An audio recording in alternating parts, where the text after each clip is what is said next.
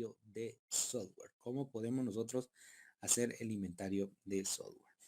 Bueno, entonces ustedes me dicen alguna pregunta. Solo voy a cambiar de imagen para poder comenzar en esta oportunidad. Pero les pregunto, ¿alguna pregunta, alguna consulta? ¿Quedó claro? ¿Quedaron claras ya las tareas? Y estarían en juego pues ahí 15 puntos que están sencillos, están fáciles. Porque existe recurso, existen, sí, recursos, tenemos el contenido como tal. Muy buena pregunta, que si importa la cantidad de diapositivas. No importa la cantidad de diapositivas, pero también este punto se me había ido. A partir del día lunes ya les aparece a ustedes publicada la rúbrica, o sea, los criterios que voy a evaluar, como por ejemplo el contenido, eh, bueno, y ahí van otros aspectos que hay que calificar. Entonces, al final nos va a exigir la calidad de trabajo que nosotros querramos hacer, ¿verdad? Si queremos hacer un trabajo básico, pues la rúbrica nos va a calificar de forma básica. Si hacemos una tarea bastante completa, pues enhorabuena, ¿verdad? También busco que no solo vayan a ustedes a copiar y pegar, o sea, esa no es la idea. Ese es un punto en mi caso, las tareas que estoy asignando, lo que buscan es que ustedes puedan enriquecer las clases que nosotros impartimos, ¿verdad? Los periodos que tenemos, las lecciones. Entonces, en respuesta, no tenemos un número de diapositivas, pero al final la tarea debe de comprenderse, ¿verdad? Bueno, entonces estamos por ahí. Vamos a comenzar con la clase del día de hoy. Al finalizar, compañeros, les voy a pedir siempre que a través del chat, pues podamos colocar la palabra presente para considerar la asistencia de este día. Y me piden, porque no tenemos todavía la grabación a través de Google Meet, no está activa. Entonces me piden una imagen de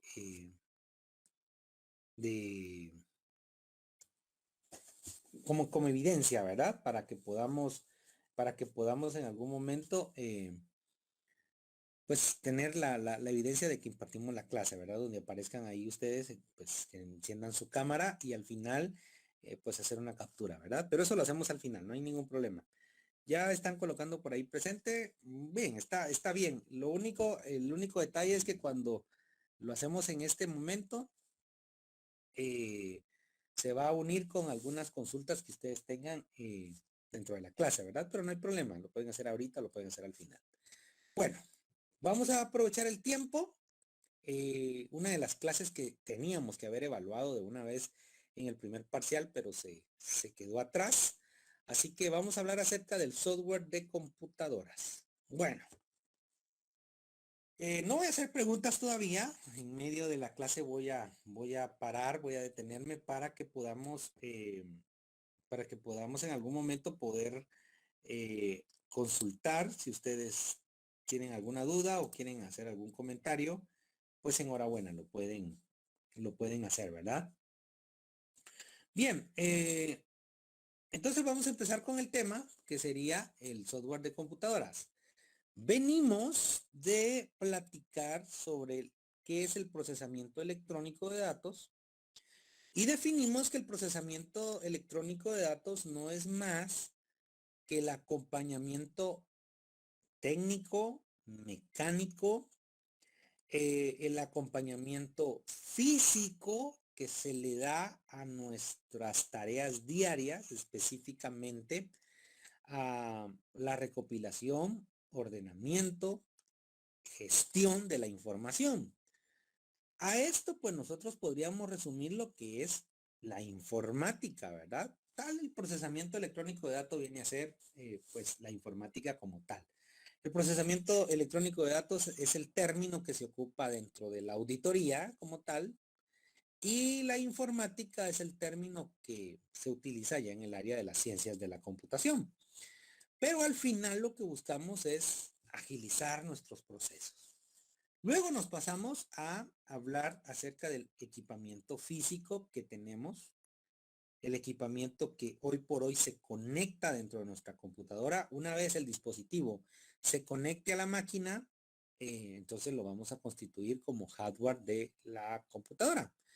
Y nos dimos cuenta que ahora pues ya podemos dimensionar ese equipo y vimos dentro del entorno actual, vimos elementos como un equipo para asistencia remota, un equipo para el monitoreo a través de GPS, vimos los respaldos, vimos la infraestructura en la nube, estuvimos hablando acerca de del sistema biométricos para la captura de datos y bueno, por ahí va.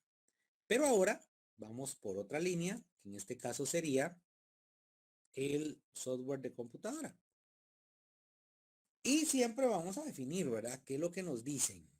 Se conoce pues como software al equipamiento, en este caso lógico, no puede ser físico. En los cursos de computación nos decían que es aquello que no podemos tocar, que es lo no tangible, ¿verdad? No son los elementos que están dentro de, pero no podemos tocar. Pues a toda esa definición que ya conocemos, pues yo le puedo agregar que aparte de que son componentes lógicos, o sea, que no podemos tocar, que son componentes intangibles, lo contradictorio es que mantienen un peso. Yo les podría decir a ustedes, bueno, ¿quién ha visto un giga? ¿Quién ha visto un megabyte? ¿Quién ha visto un byte? Entonces, como que la pregunta estaría mal enfocada porque lo que yo acabo de hablar, megas, terras, bytes y todo lo que he comentado, solo son unidades de medida que se manejan a nivel de software, ¿verdad? Pero tienen su peso, tienen su cantidad. Entonces no lo puedo ver, pero sí por el sistema de medición puedo decir que existe, ¿verdad? Entonces hay cosas aparte también del área de la computación que existen y no porque no lo pueda ver dejo de creer que exista. En este caso, eh, el peso en los archivos sigue existiendo porque me ocupa dentro de un sistema, dentro de un disco duro, me ocupa una cierta cantidad de espacio, ¿verdad? Entonces, yo lo voy a definir de esta manera, o sea, siempre sigue siendo el componente lógico de la computadora, pero con características de peso, porque lo pueden tener, ¿verdad? Y entonces, aparte de lo que ya conocemos, que sería el hardware, ¿verdad? Entonces, el software, aquí aparece una definición técnica para que la memoricemos y que sepamos realmente qué es.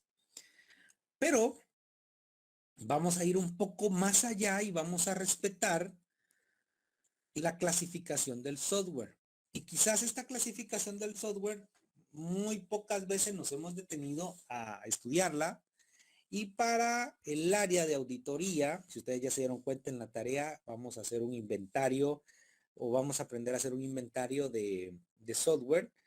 Entonces necesitamos conocer muy bien la naturaleza de este equipamiento, ¿verdad? De este componente, el componente lógico. Pues entonces tenemos la clasificación del software y para comenzar vamos a hablar acerca del software de sistema. Con relación al software de sistema, es el primer nivel dentro de dentro de esta clasificación y no olvidemos, traduzcamos la palabra software. Es el equipamiento lógico, ¿verdad? Que se caracteriza por un peso, tiene algunas medidas y se constituye esta primera parte como ese equipamiento lógico de sistema. Entonces, veamos en qué consiste.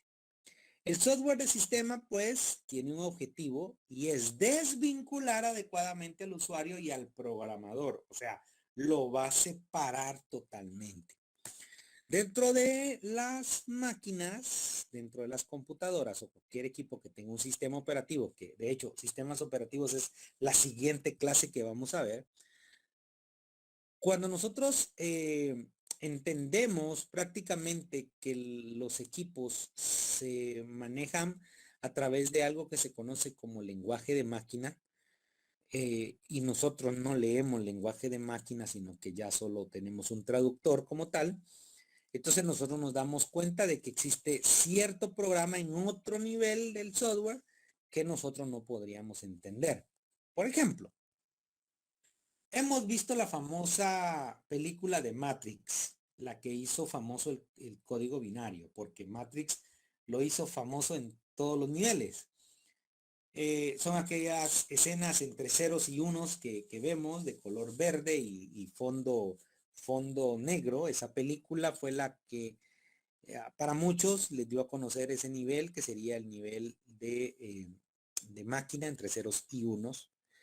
Pues entonces tenemos que saber que esos ceros y unos significan toques eléctricos, un toque eléctrico encendido, en este caso, y un toque eléctrico apagado. O sea, que cada letra, suponiendo la letra A, si yo quiero escribir la letra A, le envía al procesador de la computadora ciertos encendidos de electricidad y ciertas ausencias de electricidad. Entonces, por ejemplo, un apagado y un tiempo de doble de estar encendido puede que me dé una respuesta. Eso se le llama un lenguaje de máquina, o sea, la máquina traduce totalmente eso. Entonces, a ese nivel tenemos un software de sistema y lo que busca es desvincular totalmente que yo pueda estar leyendo ceros y unos y que solo pueda ver ya como usuario final, yo pueda ver pues el idioma que yo manejo, la idea principal que yo quiero obtener y bueno, por ahí va.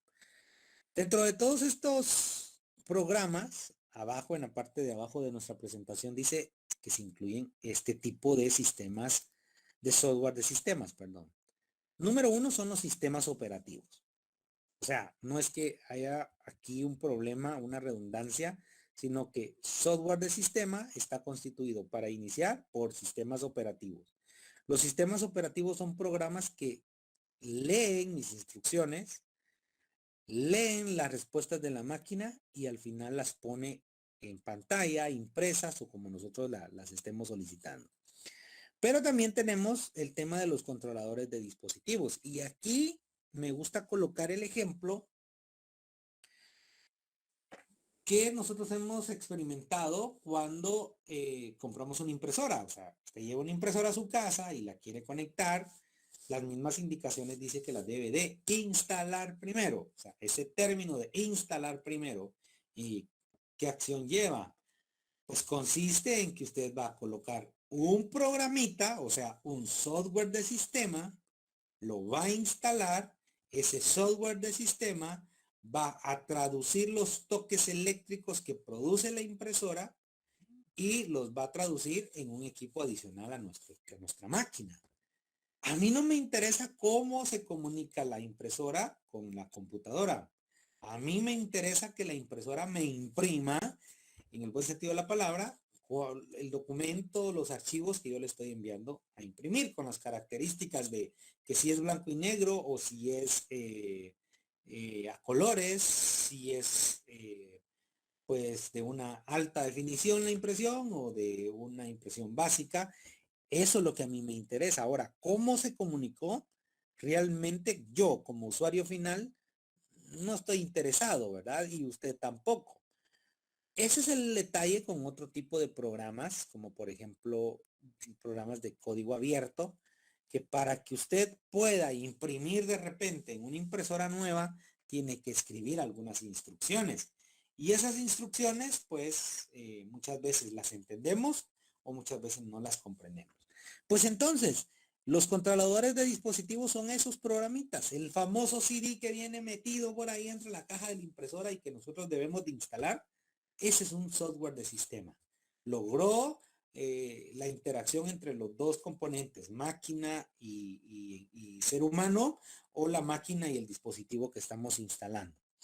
Las herramientas de diagnóstico. Bueno, dentro de estas herramientas de diagnóstico vamos a colocar eh, los antivirus, que son software de sistema, que pueden anticiparse a cualquier error o falla que pueda tener incorporada, o sea, le digo error o fallo, porque lo que hace un virus es modificar las instrucciones que tenemos a nivel de sistema. Y por eso es que fallan los programas, por eso es que si se instala un famoso virus tipo troyano, nuestro mouse no funciona, nuestra pantalla se apaga, nuestro teclado no responde, pero todo eso es software de sistema. Y dentro de todo esto, pues entran los antivirus, o sea, son programas que al realizar un escaneo, que es, mejor dicho, lee las instrucciones de código que están dentro de, y si dice que hay que alterar un proceso que ya está establecido, pues se constituye como un ataque y lo clasifica como virus. Entonces las herramientas de diagnóstico van por ahí. Pero también herramientas de diagnóstico son aquellas herramientas, bueno, ya en este Windows 10, Windows 7, 8 y 10 ya no viene una herramienta que se llamaba el hard disk, no, perdón, se llamaba ScanDisk, que era para escanear el disco duro. Usted, por ejemplo, se le reinicia la máquina y le aparece a usted un mensaje, pues hay un error grave, el disco duro de la computadora tiene fallos. Pues el ScanDisk lo que hacía es irse al disco duro y ver qué sector del disco duro tenía fallo y poder repararlo, porque el ScanDisk lo que hacía era tratar la manera de reparar la falla que tenía. Y muchas veces el ScanDisk nos libró de muchos apuros, ¿verdad? Entonces también es una herramienta de diagnóstico. Herramientas de corrección y optimización. Dentro de estas herramientas en Windows tenemos algo que se llama el optimizador o en este caso defragmentador de disco. Voy a tratar la manera de ilustrarlo así. Yo tengo 10 archivos en mi computadora, los únicos 10 archivos enumerados del 1 al 10. Pero yo quiero eliminar, por ejemplo, el 4 y 5, que quedarían casi en medio de los 10 documentos. El 4 y 5. Y ahí queda ese espacio en blanco. Cuando yo quiera crear el archivo número 11, o sea, un nuevo archivo, la computadora no tiene la característica o no tiene la habilidad de decir, quedó el espacio del documento 3 y, del documento, perdón, 4 y 5 que ya eliminaron, ahí lo voy a llegar a colocar. Esa habilidad no la tienen los sistemas operativos y no lo puede hacer el disco duro sin que nosotros le ayudemos. Entonces, de repente nosotros, si no acostumbramos a desfragmentar nuestro equipo y usted ya ha eliminado muchos archivos, de plano hay un montón de espacios vacíos que cuando usted crea un documento nuevo, vuelvo a decirle, Windows no tiene la habilidad de decir aquí hay un espacio y aquí lo voy a acomodar. Porque los archivos tienen algo que se llaman ficheros y los ficheros pues me dicen realmente el orden, ¿verdad? En el que tengo que ir grabando. Pues el desfragmentador de disco lo que hace es que si yo tengo esos dos espacios entre 4 y 5, el desfragmentador lo que hace es darle una nueva ubicación dentro del disco duro a los archivos y elimina los espacios en blanco que posiblemente nosotros tuvimos. Y entonces es frecuente que nosotros apliquemos el desfragmentador de disco para mejorar y optimizar el recurso como tal. Entonces, dentro de esto van las herramientas de corrección y optimización. Los servidores, que cuando yo hablo de servidores no solo voy a hablar de hardware, sino que estoy hablando a nivel de software. Hay programas que están hechos exclusivamente para servidores. Estos equipos pues se conocen como por ejemplo Windows Server, podemos ver de repente Linux en versión server o en versión servidor y entonces tienen otro tipo de acciones. Y las utilidades, por ejemplo, usted tiene un WinZip, un WinRAR, que son herramientas que compactan la información, o sea, aparentemente le cambian el tamaño, pero son utilidades, ¿verdad? Entonces, hemos hablado del software de sistema. ¿Alguna pregunta con esta clasificación? ¿O algún comentario, alguna duda por ahí que quieran hacer? Pues enhorabuena, ¿verdad? o quieren comentar algo sobre estos programas o estas características que deben de tener el software de sistema. Ustedes me dicen.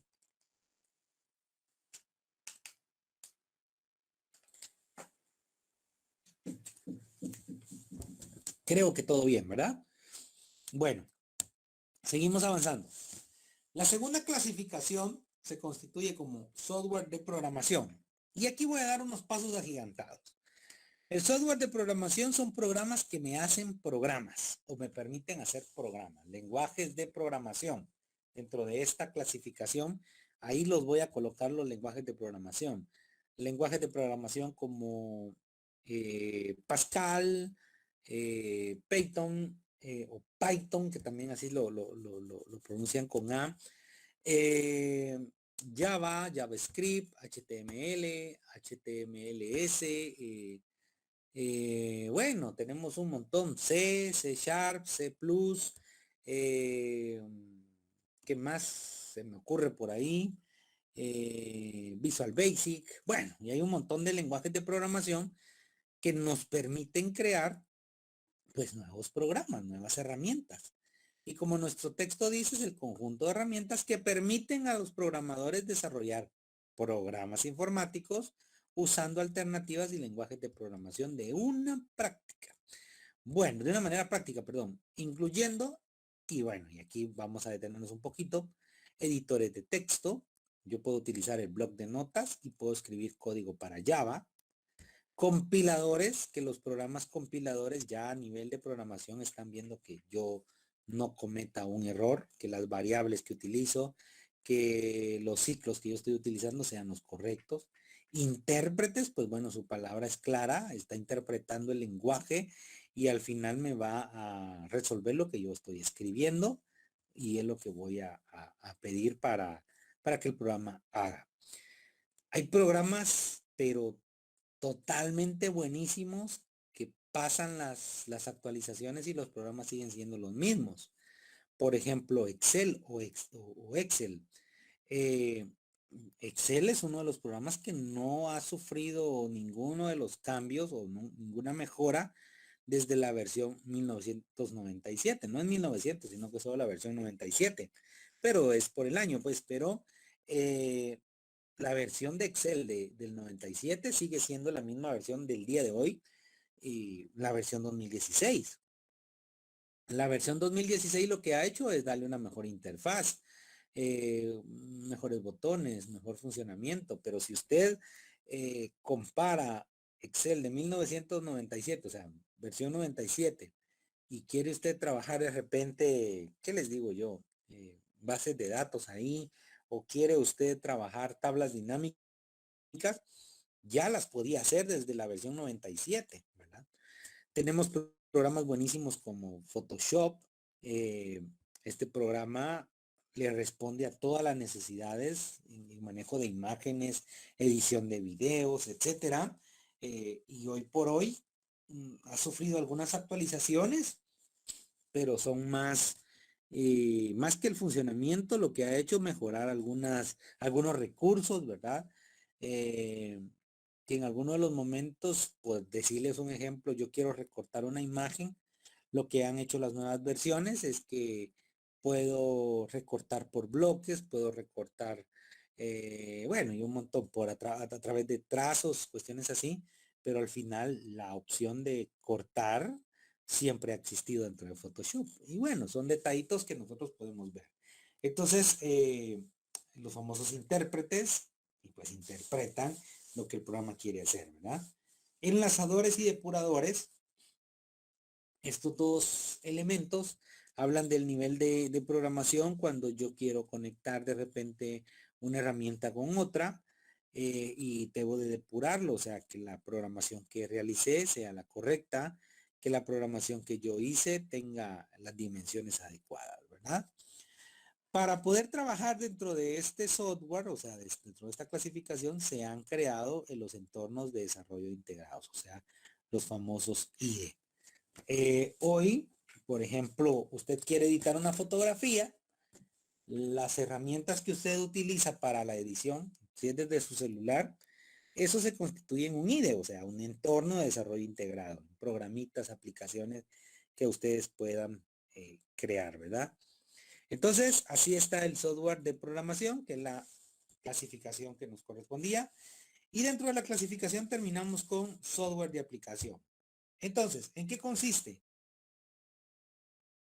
Pues bueno, en este caso, el software de aplicación lo único que hace es eh, darme el producto final. Producto final de los procesadores de texto puede ser Word, puede ser Professional Write, puede ser el bloc de notas, puede ser el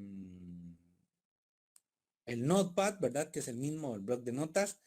Se me fue, hay otro que se llama bloc de notas. Ah, se me fue la palabra. Pero bueno, es el producto final. Si usted quiere un producto final de hojas electrónicas, pues estamos con Excel, estamos con 4 Pro, Lotus, ¿verdad? Y entonces por ahí ya podemos nosotros ver el, el producto final como tal. Y aquí en esta diapositiva puede ver usted productos finales, o sea, ya aplicaciones. Aplicaciones para el control de sistemas, automatización industrial, aplicación ofimática, software educativo, software empresarial, o sea, todo el producto final que nosotros podamos tener, pues a eso se le constituye como software de aplicación. Y aquí en estas diapositivas yo les voy a dejar a ustedes algunos ejemplos, tipos de software de aplicación. Por ejemplo, entre las hojas electrónicas, aquí me aparece una imagen que reúne algunas de las hojas electrónicas que actualmente se están utilizando. Administradores de bases de datos, tenemos estas bases de datos hoy por hoy. En este texto, pues a usted le va a explicar qué son las bases de datos. Voy a adelantarme un poquito porque sí tenemos bastante explicación y bastante contenido para el día de hoy. Pues entonces esto ya no necesita mucha explicación. Le explico acá en este texto que es un graficador, o sea, que es una herramienta, ¿verdad? Un producto final, que es un procesador de palabras y bueno, software de comunicación y software de trabajo en grupo. Y bueno, y aquí sí nos vamos a detener bastante, porque este es el tema que me interesa y le interesa a ustedes como auditores. La diferencia de tipos de distribución de software. Bueno, ¿qué es una distribución de software? Pues una distribución de software es también conocido como software distro. Es un compilado de software específico, o sea, una colección múltiple de programas, ¿verdad? Que ya están compilados y están configurados para que funcionen. Entonces, una distribución, si yo lo quiero traducir así, en pocas palabras, es un programa que tiene incorporado dentro del mismo otra serie de sistemas que se ejecutan como si fuesen uno. Hablemos del sistema operativo Windows.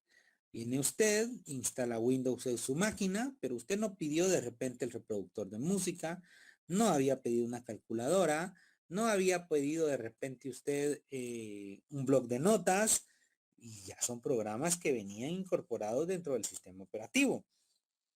Entonces, pues bueno, ya viene por ahí, ¿verdad? Pero hay un secreto.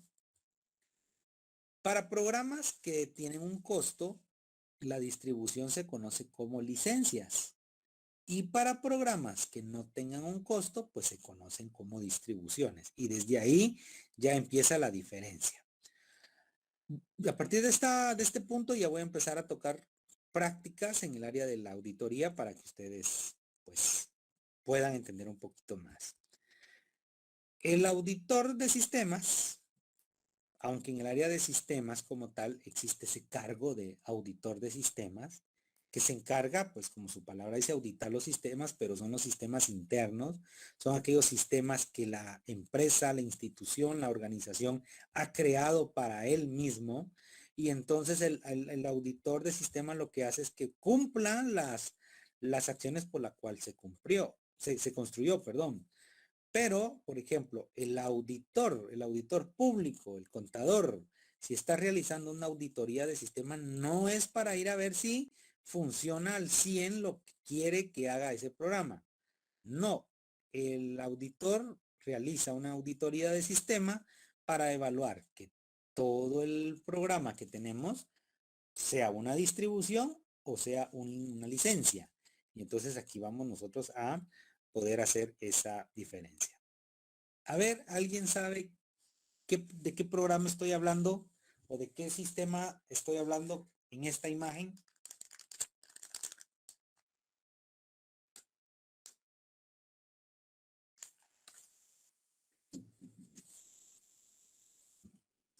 ¿Alguien había visto esta imagen, este logo? Que me comente por ahí de qué programa estamos hablando.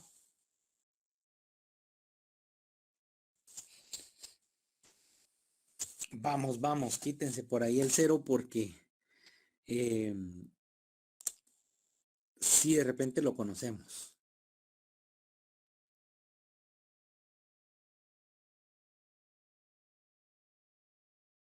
Bueno, creo que no. Estoy hablando de un sistema operativo, pues aquí aparece el nombre, sería Linux.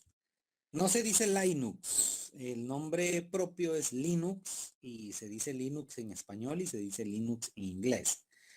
Este es un sistema operativo gratuito, o sea, nosotros lo podemos descargar. Hay una comunidad, usted puede ver en la página anterior, dice generalmente se puede tomar formas de licencia. De entre las más usadas es la licencia GPL, en este caso es un Open Source Open, así se llama este tipo de programas y son respaldados por una comunidad, ¿verdad? Entonces, esa comunidad ha desarrollado, o mejor dicho, ha perfeccionado este sistema operativo llamado Linux. Y las demás imágenes que vemos acá, podríamos nosotros decir que son las versiones de Linux, como quien dice Windows Vista, Windows XP, Windows 10, Windows 8, 7, puedo decir Windows 10 básico, Windows 10 Premium, todas esas son versiones. Con la diferencia que cuando estoy hablando de un producto gratuito, no debo de llamarle licencia, debo de llamarle distribución. El auditor llega a realizar su trabajo, hace un inventario de software, utiliza más de alguna de las herramientas que ustedes van a investigar en la tarea, y al final dice, yo tengo una distribución de Linux y esa distribución la encontré replicada en todos los programas. Por lo tanto, en el dictamen se puede decir de que no estamos cayendo en piratería porque se definió que las distribuciones no son lo mismo que las versiones para productos pagados. Entonces, desde acá empezamos nosotros a corregir esa terminología. Cuando estoy hablando de distribuciones, estoy hablando de productos gratuitos, ¿verdad? SUSE, Ubuntu, Kubuntu, Mandriva, tenemos Debian, que es de los más populares, Fedora, Xubuntu, que es una de las modificaciones, y Gentoo, ¿verdad? Que son las versiones famosas. Existen otras, por supuesto, pero en esta imagen que coloqué aparecen estas. Cuando yo hablo de Ubuntu, Kubuntu y Xubuntu, estos tres programas hacen lo mismo, y si usted puede ver, los colores están variando. De repente, estas distribuciones lo que hicieron fue simplemente modificar el color, modificar la forma de la interfaz, pero por lo demás el funcionamiento sigue siendo el mismo. Por lo tanto, mantuvieron el término Ubuntu, ¿verdad? Por acá, que me hace ver que el sistema es bastante sólido y que solo sufrió algunas modificaciones. Y este sí lo conocemos, ¿verdad? Sí conocemos Windows. Y entonces con Windows debe de saber usted que Microsoft ha producido este sistema operativo llamado Windows y es un sistema operativo de pago. O sea, debemos de pagar por él. Aquí no puedo llamarle yo una distribución. Debo de llamarle versiones de Windows o versiones de los sistemas operativos. Y bueno, tenemos como contenido así general, tenemos pues la versión inicial de Windows de Microsoft. Ha venido evolucionando. Esta es la versión 3.11, la 95, 98, Millennium. Dentro de Millennium y HP hay una nueva versión que se llama Windows NT, que es la server, pero se llamaba Windows NT por Network. Entonces, aquí no aparece, pero tendría que aparecer después de entre Windows Millennium y Windows XP. Tenemos Windows Vista. Windows Vista ya tiene otras versiones, versión básica, versión premium, estándar, bueno, cuestiones así, ¿verdad? Tenemos Windows 7, Windows 8 y hoy por hoy que ya tenemos hasta la versión 11, ¿verdad? Debes saber que Windows 11 ya está funcionando. Pero hay otro nivel. Esto es para usuarios finales, usuarios comunes. Pero tenemos otros sistemas como Windows Server. En esta imagen solo aparecía la versión 2013. Hay que averiguar cuál es la última versión que tenemos en Windows Server, pero al final lleva otro objetivo que es atender pues el software como tal. Y para complementar este concepto de distribuciones, versiones, viene a acompañarnos el término llamado licencia. Porque si vamos a manejar un programa de pago o de paga, y en este caso no puedo yo tocar su código, o no puedo en este caso modificar o alterar algo porque está sellado, entonces debo de saber cuál es la licencia que aplica a ese producto. Y cuando yo hablo acerca de licencia, no es más que un contrato que se firma entre el desarrollador y el usuario final. Y aquí quiero invitarles a que todos, ¿verdad? Podamos, en la medida de lo posible, evitar que podamos, pues, piratear el software como tal. Una licencia es un contrato de uso. En resumen, el creador dice qué es lo que puedo hacer y qué es lo que no puedo hacer con el producto. Y también viene unas cláusulas en las que me van a aclarar dentro del contrato, me van a aclarar qué es lo que me puede pasar si yo estoy violando esas normas. Lamentablemente, ojo con eso, lamentablemente Guatemala carece de legislación especial sobre delitos informáticos. Y en el caso de la piratería, se constituye un delito informático. En otros países, en Guatemala no. En Guatemala no podemos llamarle como delito informático aún, ¿verdad? No tenemos legislación especial. Entonces, por esa razón es que Guatemala es uno de los países más pirateros. O sea, usted va a la ciudad capital y donde encuentra discos de música, encuentra software también. Entonces, usted puede llegar y dice, mire, necesito pues que me consiga por ahí una versión 10 de Windows y la consiguen, ¿verdad? Me parece haber visto una mano levantada. Puede encender su micrófono, si no es mucha molestia, creo yo. O no había mano levantada. Creo que no, ¿verdad? Bueno, entonces, pues el licenciamiento va a fijar qué es lo que puedo hacer y qué es lo que no puedo hacer. Y estábamos hablando de que Guatemala tiene que cambiar esa cultura. Por ejemplo, yo les decía a ustedes, ¿qué programa es este? ¿Qué programa es Linux? Porque previo a decirles que era Linux, les pregunté qué consistía. Yo no sé, pero yo en lo personal no conozco una academia de computación que me dé software libre, o sea, que me dé Linux, ¿sí? Y en la mayoría de los casos, las academias de computación no respetaron el licenciamiento, o sea, piratearon Windows para todas sus máquinas.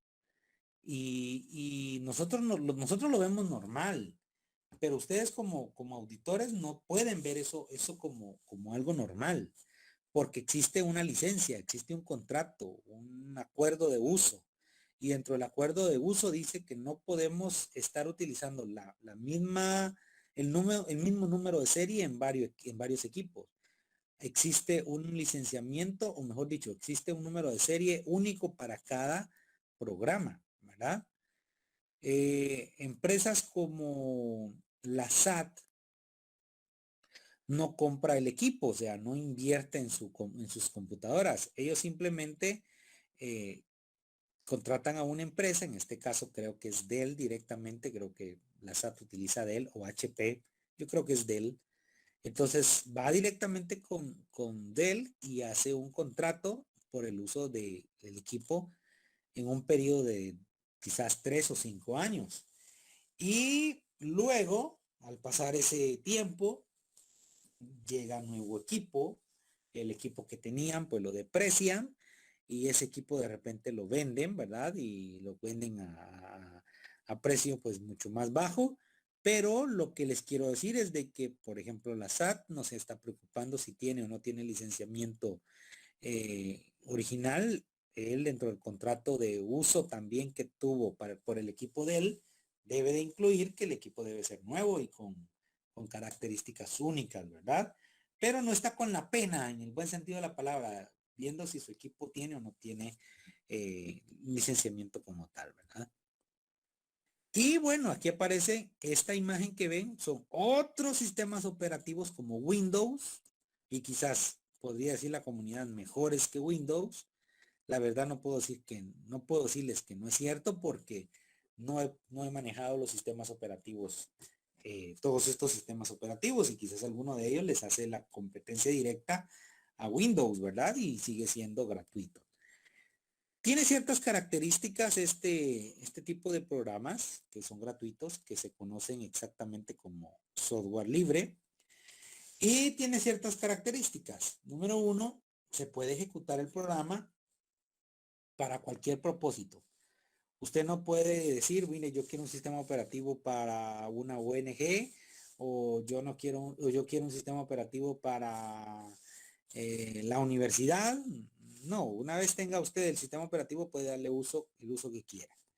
También se puede estudiar el código fuente, o sea, las cosas que hace internamente se pueden estudiar y se pueden pues solicitar, cambiar, o se puede mejorar, ¿verdad? Pero no se puede cobrar después de la versión modificada. Se va a distribuir por copias y está permitido. Perdón, también por la comunidad creada se puede mejorar el programa y poner las mejoras a disposición de todo el público, ¿verdad? Entonces, hemos visto la diferencia de una distribución, que una distribución pues consiste en un paquete que integra otros programas, pero sigue siendo software libre, o sea, lo puede ejecutar para cualquier fin, puede estudiar su funcionamiento, puede sacar las copias que sea, y si mejora el programa, replíquelo, o sea, entréguelo, dé a conocer pues la nueva versión y que esté a cargo de o a disposición de toda la comunidad. Aquí aparece otra característica que ya leímos, ¿verdad? De la distribución libre o software libre, ¿verdad? Y bueno, ya está tomando sentido nuestra clase en esta mañana. La auditoría necesita conocer este tipo de licencias. Y el primero que vamos a ver, pues software, o sea, un programa con licenciamiento copyleft. Y aquí aparece el icono, o sea, es una C al revés, si lo queremos ver así, dentro de un círculo. El copyleft lo que hace, acuérdense que el licenciamiento lo que hace es lo que revela es un contrato de uso, ¿verdad? Eso es lo que vamos a ver. Bueno, antes de ver el licenciamiento, ¿algún comentario sobre el software libre y sobre el software pagado? ¿Alguien quiere comentar algo o preguntar algo?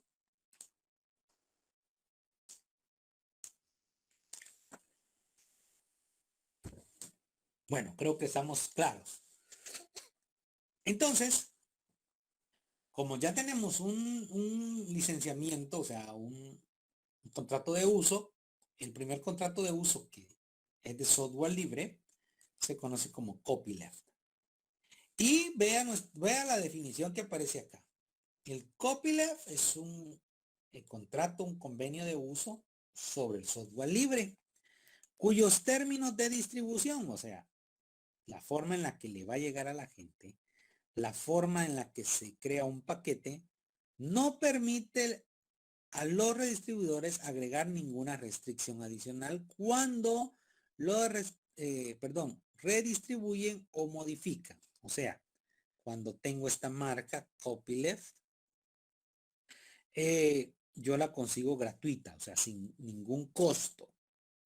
Pero yo digo, bueno, no me gusta este programa, le voy a hacer unas mejoras, entro al código fuente, le hago algunas mejoras y le quiero incorporar una calculadora científica, por decirles algo. Cuando yo incorporo esa calculadora científica, quizás puedo decir yo, bueno, ahora voy a cobrar porque yo ya innové, yo ya lo mejoré. Y eso, según esta licencia, una vez yo tenga licencia copyleft, puedo modificar, puedo crear una nueva versión, pero debe de ser tan libre como la primera. O sea, usted no puede acreditarse en la modificación que se le hizo. Por eso es que Linux tiene muchas distribuciones, porque la gente todo el tiempo está estudiando Linux, haciéndole mejoras y las está redistribuyendo de la misma manera. Cosa contraria del licenciamiento llamado como semilibre o software semilibre. Este licenciamiento permite que nosotros entendamos que este software, o sea, al ir sellado por el sello semilibre, pues dice que es aquel que no es totalmente libre, o sea, muchas veces está a disposición, pero yo debo de pagar por él, pero viene con autorizaciones para usar, copiar, distribuir y modificar para particulares sin fines, ojo con eso, sin fines de lucro. Por decirles algo, ustedes han ingresado de repente a descargar WinRAR, que es un programa para empaquetar varios programas y hacerlos un poco más pequeños de peso.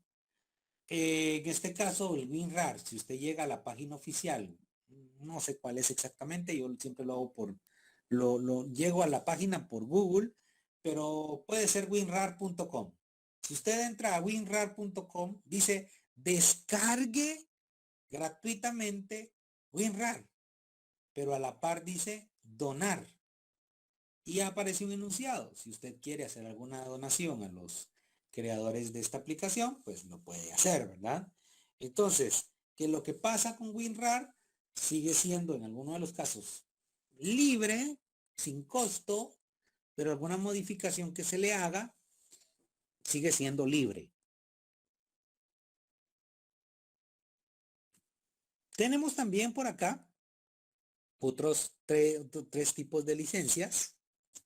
Freeware, que el freeware tiende a confundirme un poco, aunque tengo que estar claro con los primeros dos. El copyleft lo puedo distribuir, modificar, hacer los cambios que quiera, puedo sacar las copias que sea, que sigue siendo libre, o sea, sin precio, sin un costo.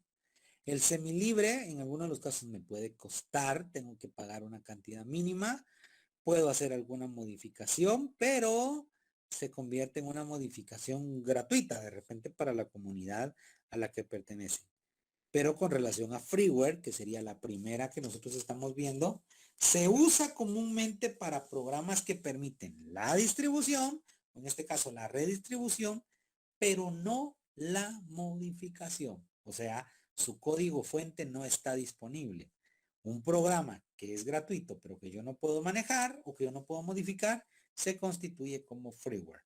En este caso, tal vez hoy ya no lo utilizamos porque ya todo ha cambiado, pero por ejemplo aparecía el programa para quemar discos o para grabar discos, el Niro o el Nero, que así es el nombre, así se escribe, Nero, ¿verdad?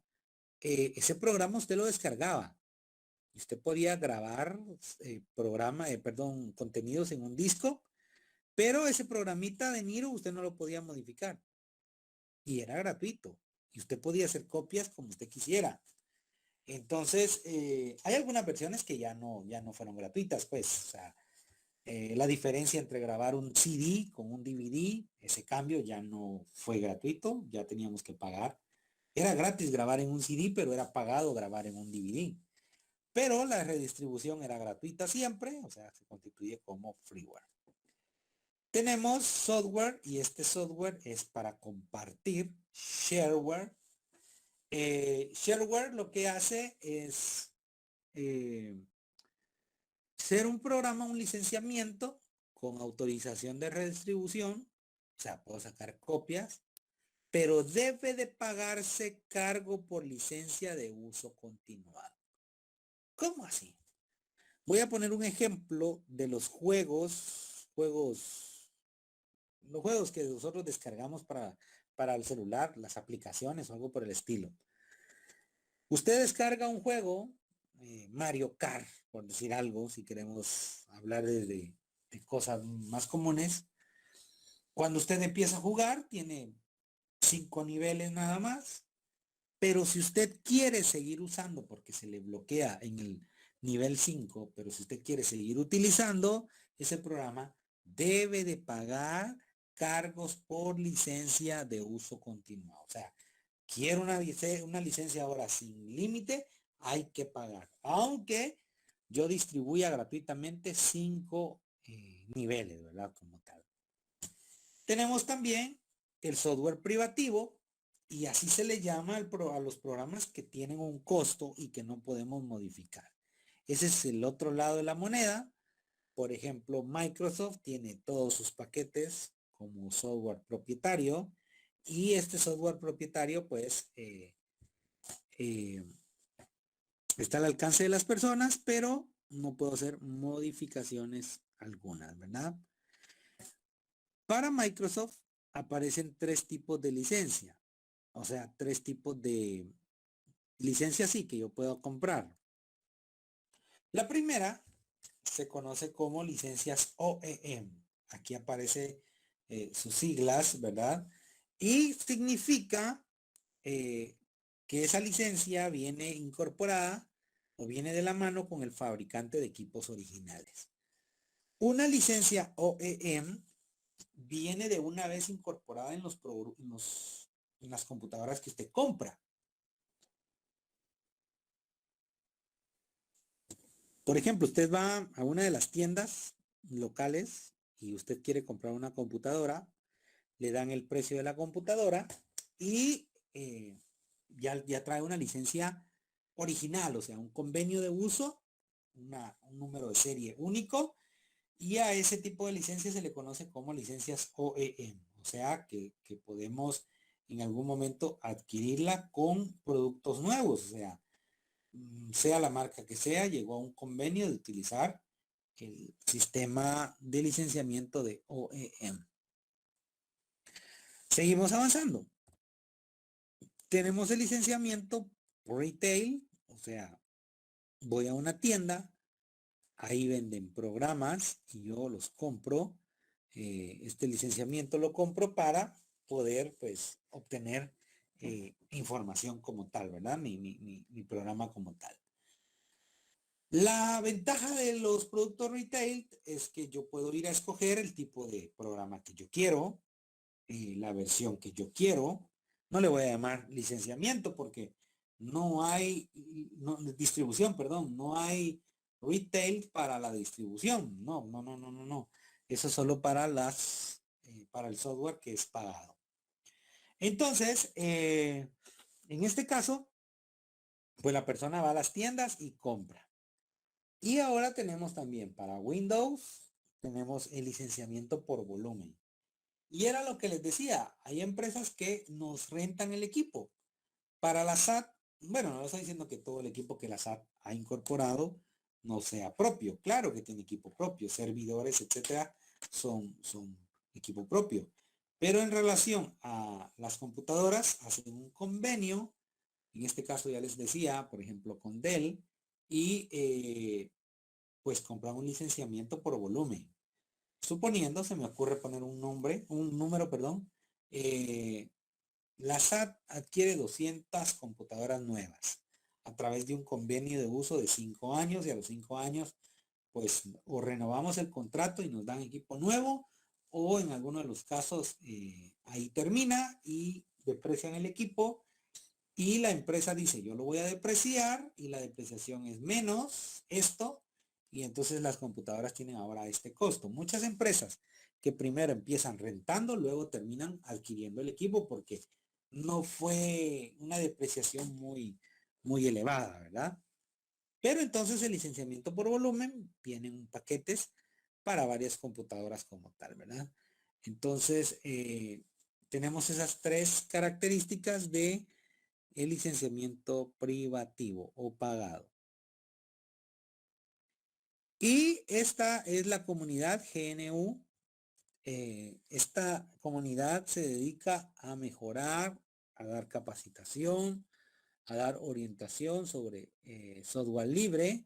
Y dentro de esta comunidad también existen algunos desarrolladores con los que podemos pues en algún momento contar con nueva paquetería, ¿verdad?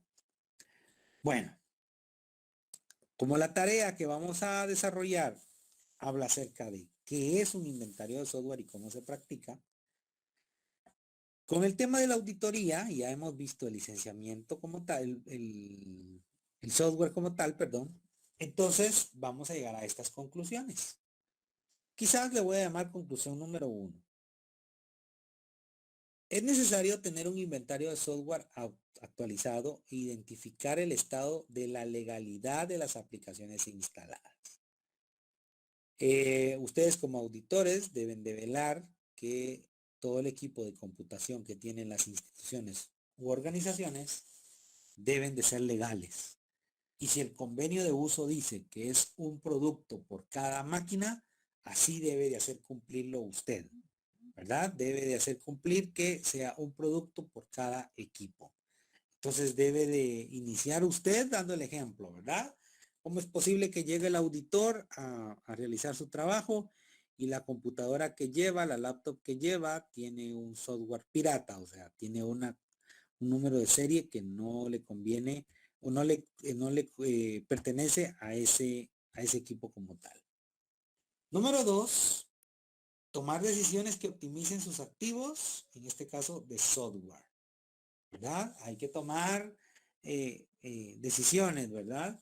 Si ya es tiempo de actualizar el software, pues la auditoría también lo debe de hacer ver porque los procedimientos tienen un estándar y el estándar ya no lo estamos cumpliendo gracias al licenciamiento obsoleto, o mejor dicho, sí, al equipamiento lógico obsoleto y necesitamos pues ya adquirirlo.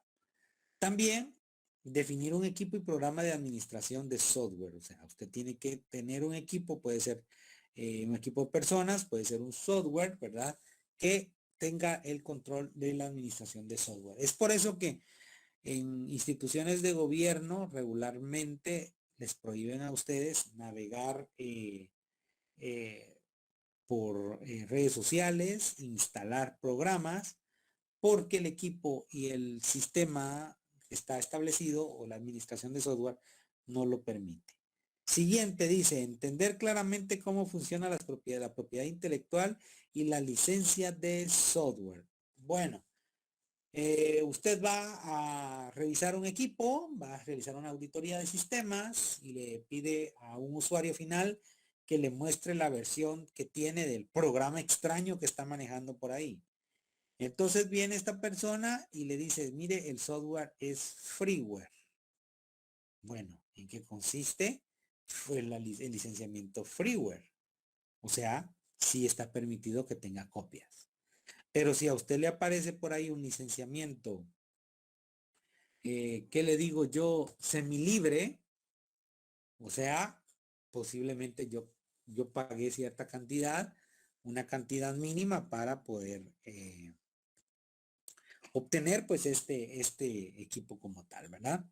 Bueno, y aparecen algunos puntos ahí que nos van a servir. Ya viendo esta auditoría de licenciamiento del software, pues ahora ya podemos nosotros seguir ampliando nuestro concepto de convenios, o sea, licencias. La famosa licencia trial. La famosa licencia trial es como un programa freeware, o sea, yo voy a pagar de repente por seguir utilizándolo. Y aquí aparece el famoso Niro, o sea que si yo quería utilizar el programa para grabar en DVD, tenía que pagar, ¿verdad? Entonces la versión trial dice que es una versión de programa pagado, distribuido gratuitamente con los recursos activos, pero en un tiempo determinado. Esto pasa regularmente con programas, ¿verdad? O usted tiene un libro digital y solo le permite leerlo gratuitamente, solo los primeros capítulos del libro y para seguir leyendo el resto usted necesita pues eh, ya pagar, ¿verdad? A eso le llamamos pues nosotros una licencia trial, ¿verdad? Que es la que me permite hacer ese tipo de datos, ¿verdad? Aparte de trial, tenemos la versión o el licenciamiento demo.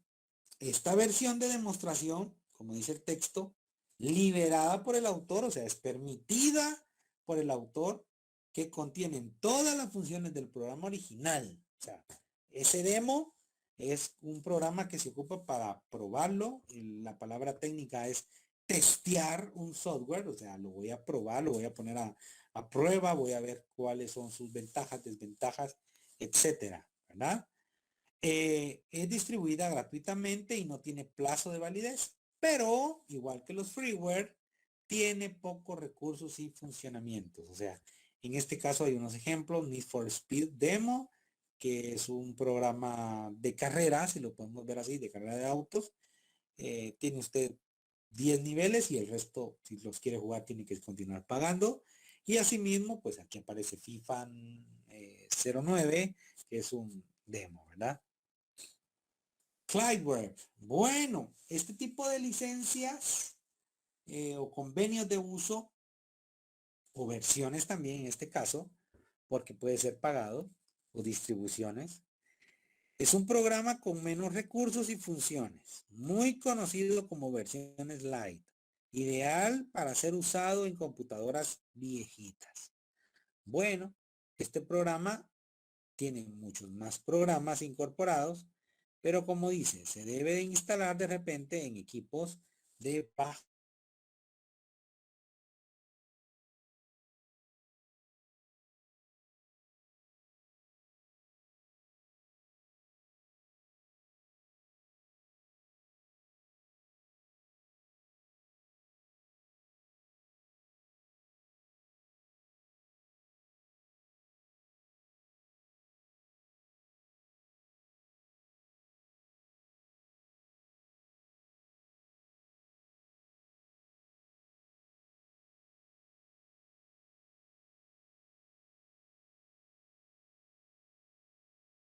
Pidió la batería y me apagó la pantalla, pero ya estoy de vuelta.